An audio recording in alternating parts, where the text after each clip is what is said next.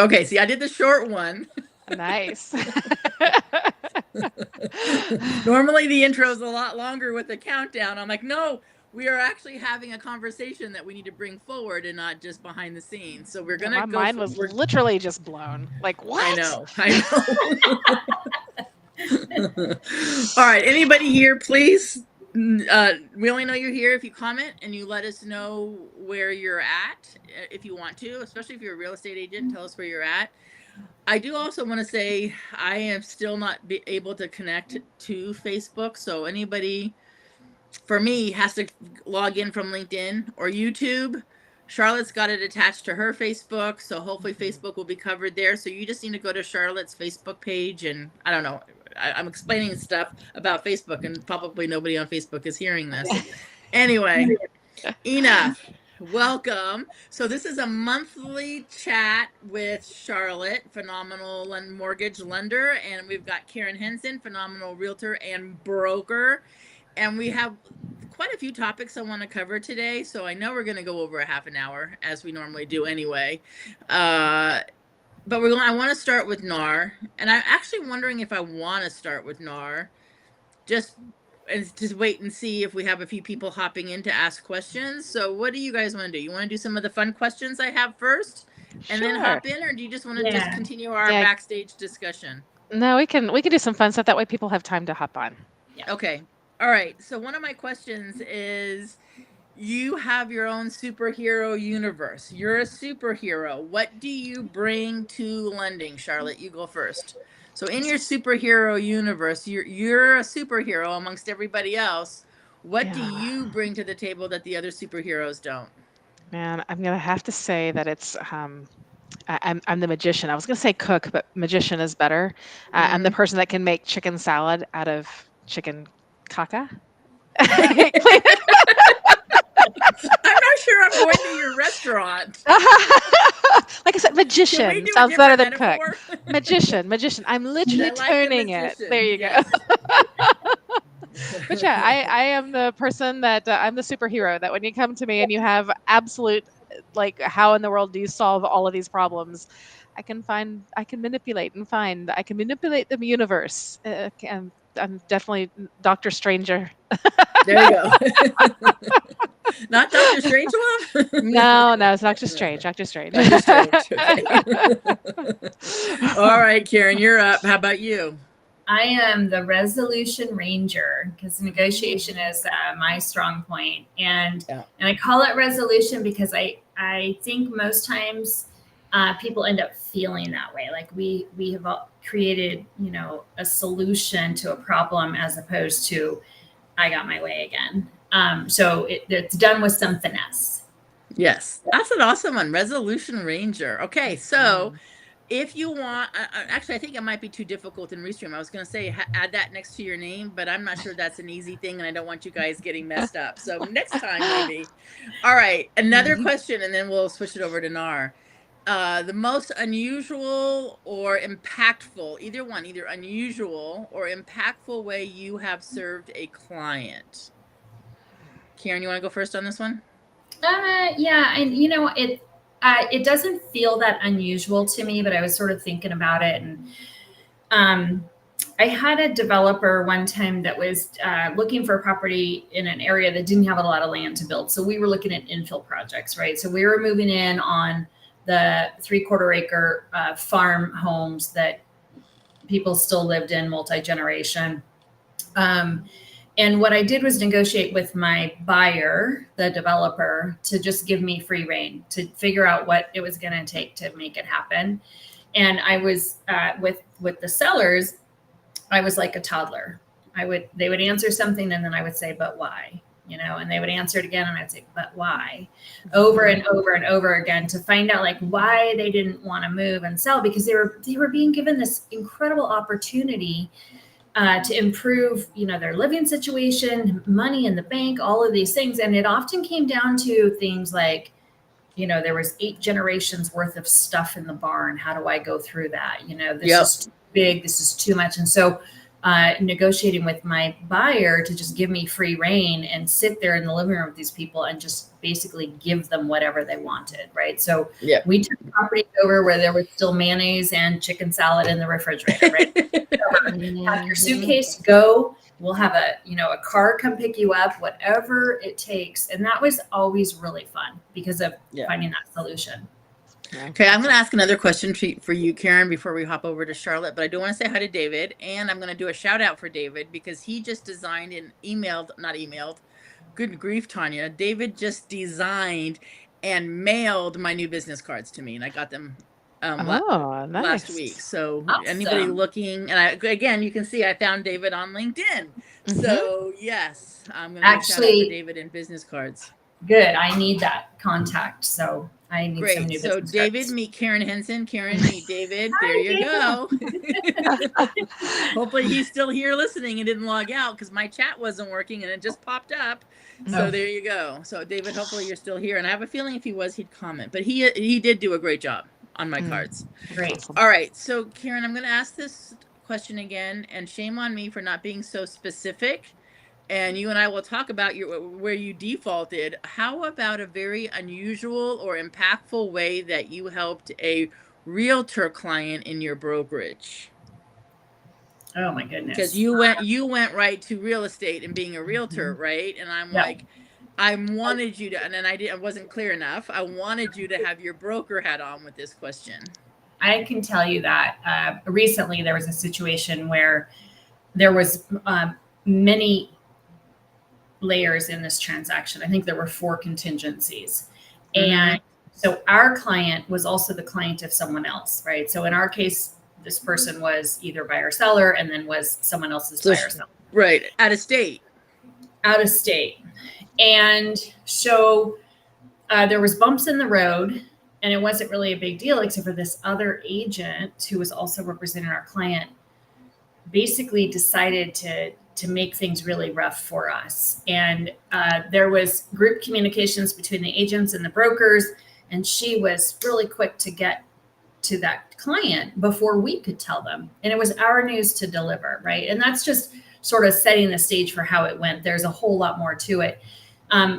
However, my poor agent just got badgered and badgered and badgered, right? He'd pick up the phone to say, hey, great news, we got this. She'd say, I already know it. And again, it went on and on. It was a lot bigger than what I'm explaining. And my agent, who's really, really good, just froze, and couldn't do it anymore. This client made this person feel as if they were inadequate, and they weren't. They were doing a great job. So anyways, I was able to come in. We actually started bringing all the agents and brokers on Zoom. So we're looking at each other. You were hosting Zoom meetings for all the people in this transaction because nobody was playing nice in the sandbox. No. And they were playing the game of telephone too, right? So it's like I say this and then someone else repeats it. Someone else repeats it. By the time it gets around, it's not even near where we started. So yeah, we just like drew a line in the sand. Let's start this, a new way. And we started acting differently. My agent was on the call, although they were pretty silent. I mean, I've never seen this agent take this on this way. This person was always very strong, great at what they do, but this person just really beat him up. Yeah, bad. So I basically just took it over like it was mine, and then also next level brought all these brokers and everybody in, because the thing of it is we still had a very viable transaction. And when you have 4 transactions lined up all together and across states, you are going to have some bumps in the road, period. Anyone that signed on for that and didn't expect it, that's their problem. Yeah. So good job. I know that story. So I'm glad you shared that story. Yes. For reminding me. Yeah. All right, Charlotte, ball's in your court. Oh man, a couple different options. So this one is something that actually happens somewhat regularly, but it seems to be a reoccurring theme, and it kind of goes into that chicken salad from Chicken Kaka. But on a regular basis, I will have, we call them rescue deals. We love rescue deals, by the way. Rescue deals mean that a client has gone to another company and they're in the 9th hour and they find out that they can't close. And so a lot of times it is how we build relationships. It's how we can show people why people choose to use Atlantic Bay, right? It kind of gives us a little shining star. We get to be the rescuers. So Tanya knows that speaks real dearly to my heart. But Yes. it's regularly, and I'm going to give a specific time where this is one of the ways that I help both my team by being the chicken salad person, but also it is something that helps the client as well. Is there's a lot of times that things like USDA, I don't know, you guys probably don't do a ton of USDA in California, but No.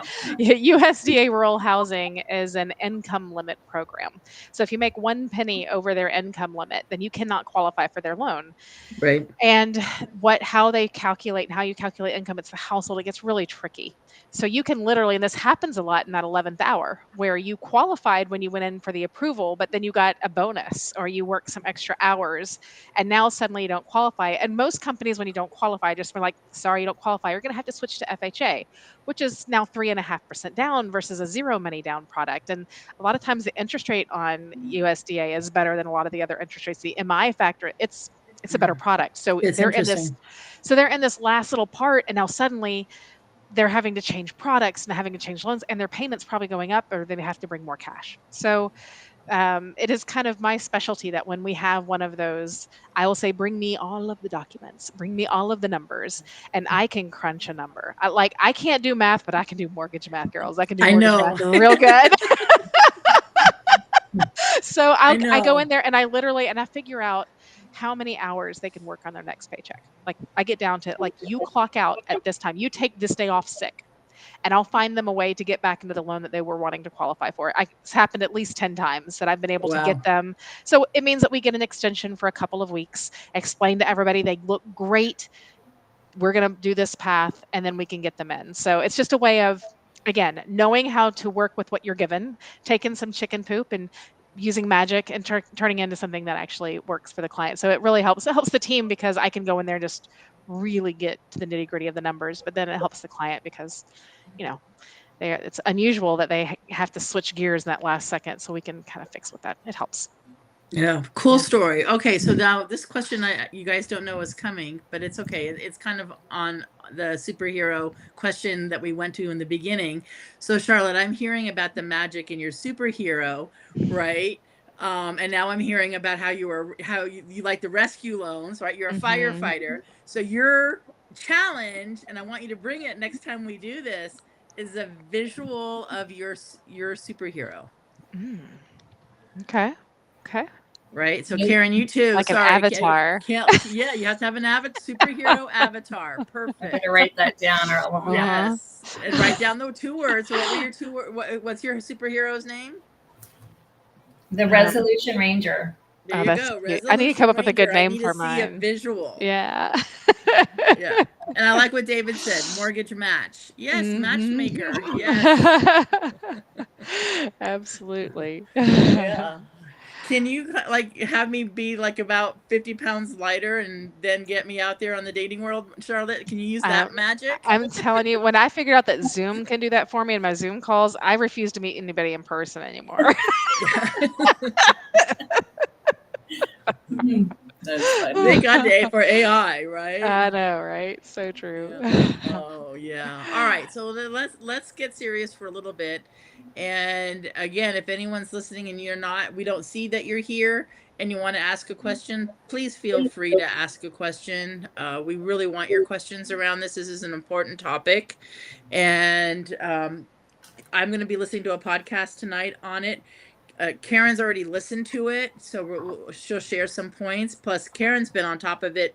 Charlotte's been on top of it. We've been going live about this since, I don't know, 6 months now. We've been going live on this topic as it's getting closer and closer to the August 17th date. So, Karyn, you go first. Give us an update, anything that's different, and then we're going to talk about some of the things we talked about behind the scenes. And I've never seen Charlotte go speechless, and we'll talk about that too.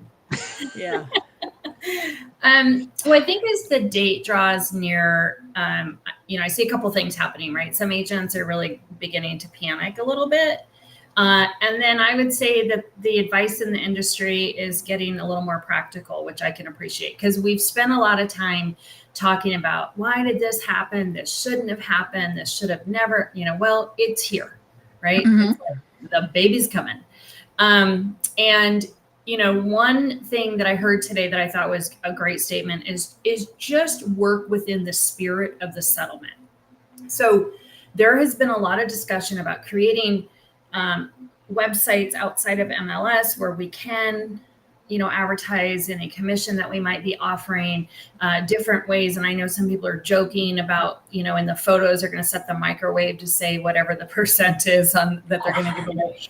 And it's like the spirit of this was that broker compensation is basically supposed to be between the clients now. I mean, we're going to negotiate for them, right? But it's no longer necessarily a certain amount coming to the listing brokerage and then me paying the buyer brokerage, right? That can still happen, but the whole spirit is they want it to be another set of negotiation between the buyer and seller, navigated through their agents at offer time, right? So you go in and you see a house and you want to make an offer on it, just like you make an offer right now where you might ask for a closing cost because your loan requires it for you, or the house is maybe overpriced, so you're going to give the seller their price but ask for closing costs. It's all the same. Now we're just adding commission in there.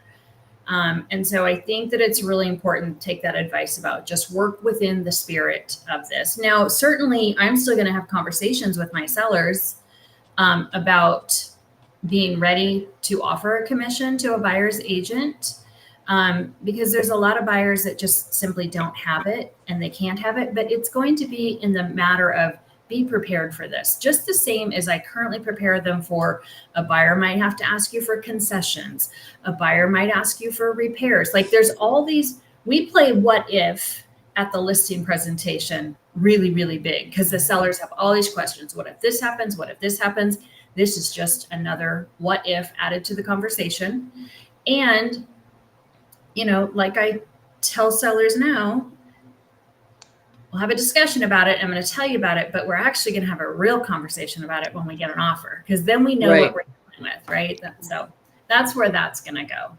And as far as the buyer side, it's a very similar conversation. Yes, they have to sign a document now, right, that states that we're going to get paid a certain amount through this.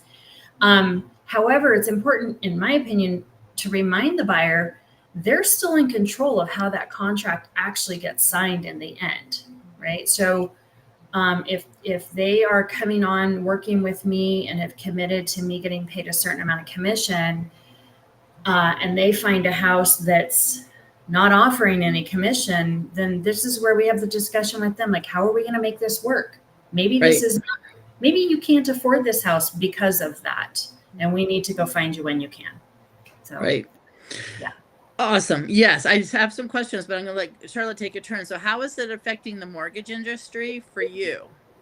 And yeah. I mean, mortgage industry, we've put in some things that are kind of emergency stays.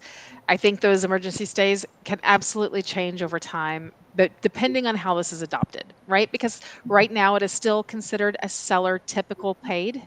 Because right now, typically the seller is paying those commissions. If that changes it's not going to change overnight. We know this. But if that changes over time, then some of the rules might change. But the mortgage industry is, thank goodness, I was a little worried about VA, but everybody has the emergency preparedness done. So we've at least got that 911 crisis. It's not going to be that scary when it comes to your loan. What does that look like, the 911 done? Just means that the seller can pay for the closing costs and the realtor fees and it not be part of the max concessions. That's the biggest thing. So they still have asked, it comes up every single meeting when we're with the Mortgage Bankers Association, we're doing any national meetings. Are we going to be able to put them into the loan? No, guys, if that happens, I'll buy everybody a steak dinner. It's not going to happen because that goes into high cost, high price. There's so many things that go legally, state high cost. That's probably not going to happen unless they do lots of reworking of how the system is. So I don't think it's going to be part of the loan, just like you can't finance in closing costs on top of the loan, right? We can't do that. We used to back in the day before there's all the regulations, we did this. So here's why my mind is blown. I'm going to go here. My mind is blown because you said that some agents are going to be calling the other agents and asking what that commission is going to be before they even show a property. Yep. So I have a question, and maybe I'm just clueless to this. Did you guys know that I have buyers that can't buy unless the seller pays closing costs because they don't have enough money? Did you guys know that? Yes. Yeah. I like, right. So do you guys call the seller before you show houses and say, are you guys willing to pay closing cost and not show the house if they're not? Right. No, it doesn't happen. No. We deal with it Okay. at offer time. It's the exact same Yeah. thing. You're Yeah. going to show all of the properties, all of Yeah. them. And then you're going to negotiate that closing cost just like you do seller paid closing. I have Yep. 50, I mean, of my first time home buyers, 90% of them have to have the seller pay closing cost. Right. And that's not listed and it hasn't been in the MLS. Every once in a while you might get a little dangle, but really it's not. Yeah. You're going out and you're showing properties, assuming that you're going to be able, what you said, Karyn, you're going to negotiate at that time. Yep. So when I heard that, I'm like, whoa. People are actually saying that? Like, Yeah. I know. I've never seen you go speechless. and hopefully that'll change as things. I mean, again, I keep thinking it is settling down. I do want to say that it is settling down for most realtors. Not Right. everyone. I still hear them getting out of the business. I know I've got a client in the Phoenix area that's taken over 2 other agents' databases because they're getting out. And in fairness to the ones that are getting out, the ones that I know, not all of them, but the 2 that in this particular case, they're in a more mature age. They're in their 70s. They're like, I don't want to learn a new system. I'm going to retire. And this agent's benefited from 2 agents retiring now with their database. So any agent out there, please, if you hear agents leaving, especially if they've been in the business a long time and they're older, right, more mature, go negotiate their database, right? So kind of going off topic for a minute, but that is happening. NAR does predict 70% of the realtors not that are getting their licenses and newer through this are going to back out. And I kind of disagree, or I read the stat wrong. I think it's going to be the agent that's been in the business 5 years or so that have been closing 3, 4, 5 homes, right? I see them getting out, but I've talked recently to 2 brand new agents just got their license, and they're like, they don't know any different. That's it. Right? Yeah. They don't have fear. They don't. Yeah. Well, and it's interesting to kind of, piggyback on what Charlotte was talking about with the closing costs. If you do a CMA, which is when we go on a listing appointment, right? We take a market analysis to talk to the seller about. We talk very little about the list price. What we talk about is the bottom line, right? Because let's just say there's 3 homes in a neighborhood, like we were talking about, backstage, all listed for $1 million. The net was not the same for every one of those at all. Right. There's closing cost concessions. There might be some repair credits. That's where we have to be speaking. And so it's the same thing with the concessions and such for closing costs. And then now, of course, the commissions as well. We have to have those conversations with the seller ahead of time. This is what it looks like if you don't help participate in that. Yeah. Yeah. Right. Yeah. Absolutely.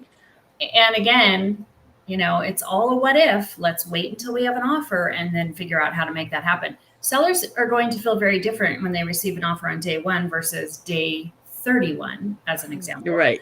Yeah. About participating in that. We all know that. So. Yeah. Yeah. And just like the example we were talking again backstage, where this one person decided to, okay, I'm gonna be more, negotiable with paying the buyer's agent. And then once they said that and the home went under contract versus no, I'm not paying anything, and then it sat, and the other 2 homes, went pending and then closed. So everyone's going to learn through this.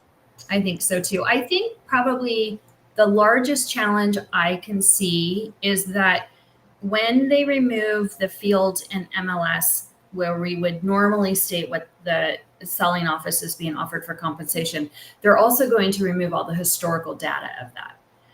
Interesting. Yeah.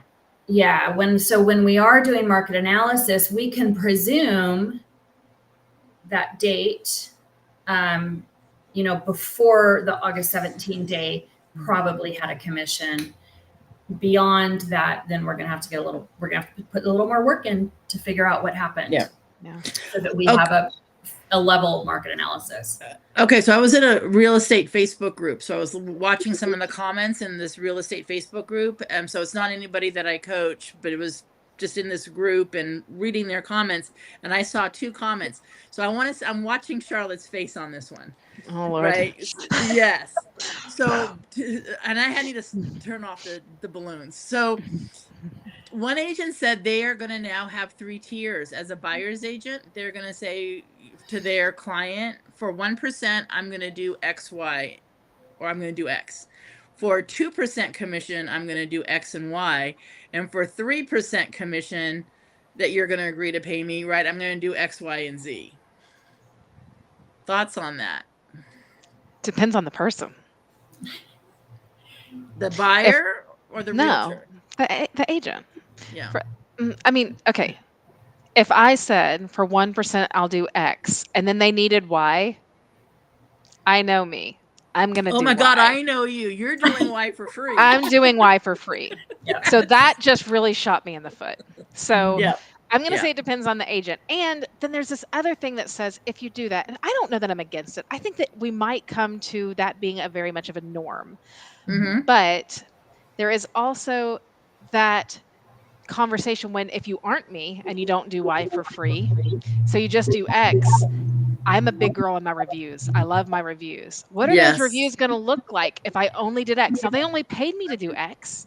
Right. But am I going to get that? You were amazing. You handled everything. You were wonderful when they only signed up for X. I feel like you could be, again, shooting yourself in the foot. It might come to that. But to me, if it was me, I don't think I'd default to that immediately. Yeah. So what do you think, Karyn, on that? And what do you think the cure is? I have an idea, but you first. So I completely agree with what Charlotte's saying. Is I think the lines become blurred, especially with a buyer package. Seller package, we've seen discount brokerages do that sort of thing, but it's very specific. I'm doing this and this, right? And I agree also on the, how are the reviews going to go? Because people don't understand things sometimes as well as they pretend to understand things, right? And then you get into confusion. Now we're already down the road. We're already partially committed. And now it's going to look like I want more, right? If you want that, I need more. Yeah. And I just don't think that that's a great relationship. The other thing that I find really interesting is that in a situation where a seller is offering a percentage, if you agree to X and it's quite a bit lower than what the seller is offering, you only get X. So now you've left money on the table, didn't cost your buyers, didn't save your buyers, you've just left money on the table. And I don't think that that's a great business plan. Yeah. Say that one more time differently. I want agents hearing this because say that again. I will. So it'd be really easy if we could talk numbers, but of course that's why we're here. We're not allowed to talk the numbers anymore. Okay. So if a seller is offering a commission to a buyer's agent, whatever that's been stated in their listing agreement, which am I allowed to say the number since I'm not a realtor, licensed realtor? We probably should know. Okay. And honestly, I'm going to just really quick side note on that. Anyone who's listening here, if you're seeing a thread where agents are talking about that stuff, just leave the thread. Do not leave your name, any comment there at all. Just leave the thread. If you want to sit silently and read it, that's up to you. But don't let it be known you're in that thread. Okay. So let's just say, I'm going to go with A, B, C, D, because we know A is smaller than C, right? So let's just say that the seller is actually offering C, and I've committed with my buyer that I'll just work for A. right? When you write that offer, you only get A. You do not get to move and get what that seller has offered. So that's being left on the table. And the only person that's benefiting is the seller. And you are representing the buyer. Right? It's not like, and yet the buyer's number didn't change because they were committed to A. However, your page has changed. Yeah. So do you want to put yourself in that position? Yeah. I guess the idea would be that if I was the buy side agent and I was only getting charged a smaller percentage because that's what I negotiated, if my seller was planning on paying a higher percentage, maybe I think I could negotiate my buyer a better price. Like, hey, I'm only going to charge you this percent, but we should be able to go in and offer a lower price because of that. And that's, I think, the spirit. That is the spirit of it. That is the spirit of it. Yeah, that is the whole idea. And in a perfect world, it should work. It's just when people start trying to finagle around it, that's where the unethical parts comes in. When people put things on the microwave, instead of just letting it be a negotiation, let it be in a negotiation and be valuable. Be valuable. And, that is my my recommendation to my sellers will be flexible on it, plan for it, because you will attract more buyers. You'll have more buyers that will be able to afford your home. And let's leave it for negotiation. Let's see what we have, right? Yeah. If somebody's going to offer you a really low offer, then no. Unless it's, that's right. It all comes back in, just like seller pay. I mean, just like seller pay closing costs. I guess my reason for my mind blowing right now is because I've been dealing with seller pay closing costs forever, since 2006 when they took that off the table, right? So, since then, it has been a requirement that if they want to buy this house, they have to do that. And there are times that they go and make an offer, and the seller won't pay seller pay closing costs, and so they don't come to an agreement. They don't. They just move on to the next one. So to me, that's not as scary. You let your buyers know that, hey, you don't have this money. This is what my fee is. This is, you've got seller paid closing costs. You've got this that you've got to have. When we go out there and negotiate, we're going to negotiate that in. And if it doesn't work, don't freak out. We'll find you the next house. Right. My understanding is about low 60% of FHA buyers need concessions. Oh. Does that sound about right? I'm surprised it's that low. I am surprised it's that low. I will tell you that for my low down, if I am doing a low down payment loan, meaning my people aren't selling a house, they haven't saved up thousands of dollars, they don't have a gift, right? They don't have those financial extras. If they're doing 5%, I would even say conventional 5%. I am getting seller paid closing costs, or trying to. That's why our first time home buyers, think about this, back in 2021 when nobody was offering seller paid closing costs. Our first time home buyers were screwed. They couldn't buy a house because the market was just so crazy that the sellers just refused to give any concessions, right? They wouldn't go, they would just go to the people that were paying cash or this.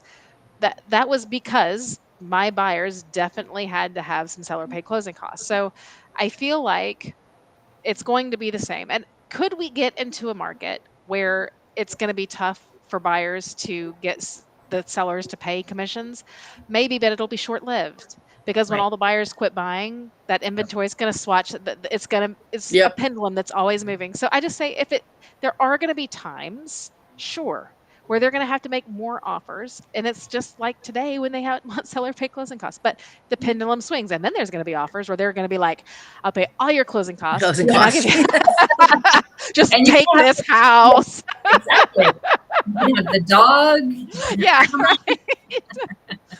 We're going to see the pendulum swing to both sides of this constantly. It's never going to stay in a state, and we just roll with it. And you just get ready to roll up your sleeves and make more offers, and or get ready to take on the benefit of that, depending on which side you're on, right? Yeah. Well, it's going to be an interesting ride. I don't want to call it a roller coaster ride. I really don't. However, it's going to be an interesting ride. And like you just said, I remember when I was a realtor during 2008, 2009, doing more short sales than any woman needed to do.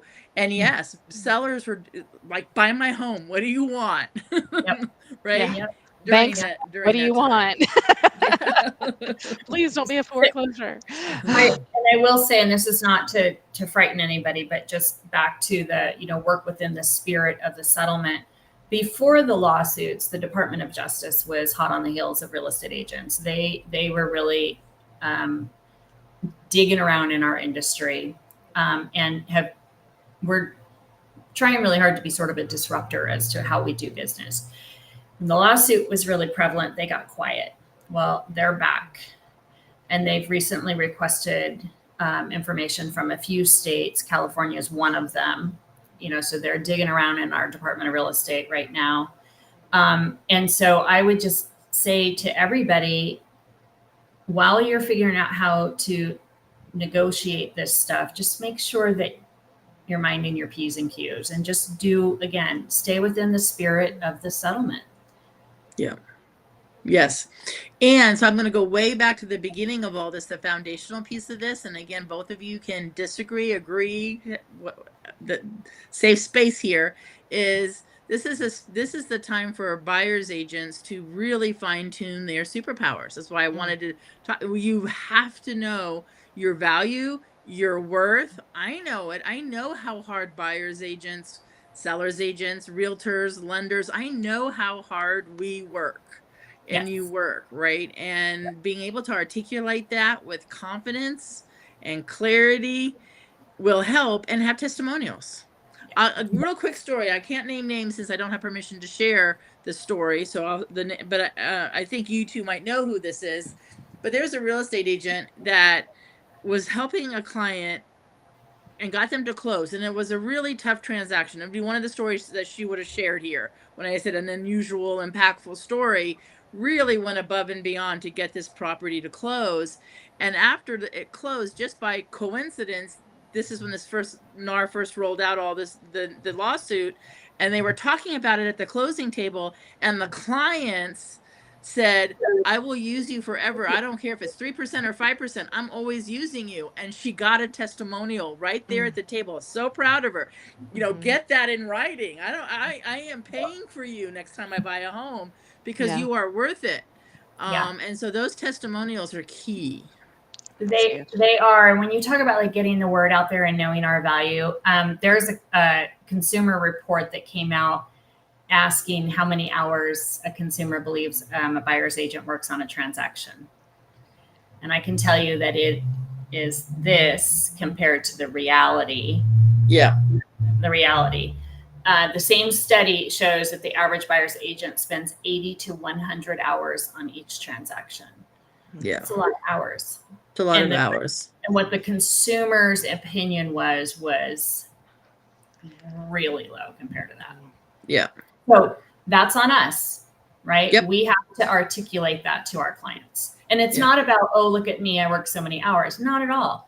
It's about making sure they know all of the things that we're bringing. And that doesn't even touch the experience we bring, the education that we bring, right? All of that. Yeah. That matters. Yeah. And I'm going to say the discount agent may only be doing a small amount of hours. However, I know everybody, that I work with, right? They are not a discount agent. They are doing a lot of hours. And what that says to me when someone thinks they're only using this amount of hours is that they are staying calm and saving their client from all the headache.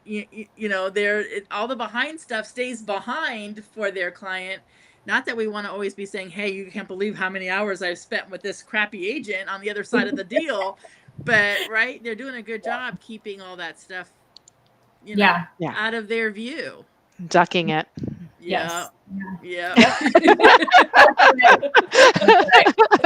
That's what the superhero should have been. I mean, the real estate profession is why we have alcohol, right? That's more like this, but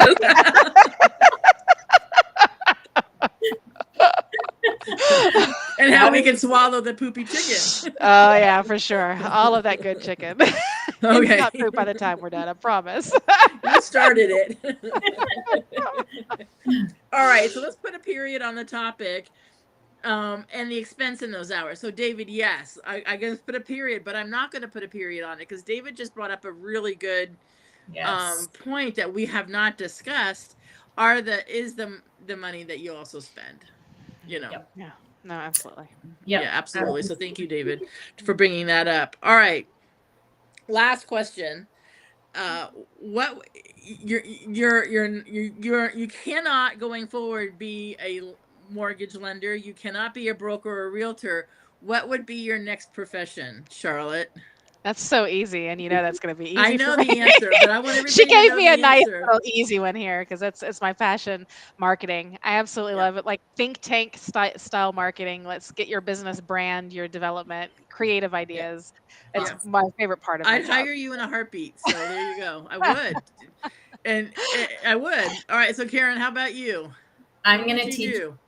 teach art to third graders because Oh, I just Art to remember the how third. exciting it was to go to art class, right? You're so excited to see the art teacher because it's not an everyday thing, right? Everyone would love to come and see Miss Karyn and do watercolors. And they don't know that I'm not a good artist because they're only third graders. So it's I Okay, love it. so That's a good job. I love that's that. a good Yes. job, and I'm not Uh-huh. surprised on either of your answers, obviously. And Karyn, I don't know. I know that when you used to turn in pre-call sheets to oh me, yeah, they used to be so colorful and artistic with hearts and flowers, and I'm like, okay, there you yep, go. Yeah. yep. All right, Tanya, what's yours? You have to tell us what yours is. What You're not would I explaining be if I anymore. wasn't a business coach? Mm-hmm. Well, what I wanted to be, and I can't be now because I don't qualify. However, what I wanted to be when I was in high school, all the way through high school, was president of the United States. I Mm. always wanted to be president. And then I decided then I met a guy and went sailing for 8 years and blew off my full ride to Georgetown. However, Mm. that's what I wanted to be. What would I be going forward? A gardener. I love gardening. Mm. Nice. We Yeah. do not I have can that in put on my common, friend. headsets and garden and not have to deal with it. I don't have to get on Zoom. I don't have to get on the phone. Mm-mm. No, if I'm playing Yeah. in dirt, I'm gonna do it Karen style on a wheel, throwing in some pottery. I'm not Oh, gonna Yep. go play nice. outside in the dirt. Yeah, Crayons for crayons. Yeah, everybody. heck yeah. Yeah. I All love right. that. Thank you, David, for participating. And Rachel, if you're still on, glad you got on. She actually got on Facebook, so I don't know She's whose on Facebook mine. she's Yeah, on. She's she's on on my yours. Facebook. Yeah, Good. Awesome. it worked. Yeah. It worked. All right, everybody. We will do this again next month. I'm pretty sure I don't quote me, but I think we're the second Thursday in August we're getting on again, which will be perfect timing. Right? And if something really major happens, we'll just hop on. Yeah, love Right? it. Yep, We're yep. here to serve, and you're welcome, Rachel. All right, I'm going to sign off, everybody. See you soon. Bye, Bye. guys. Bye.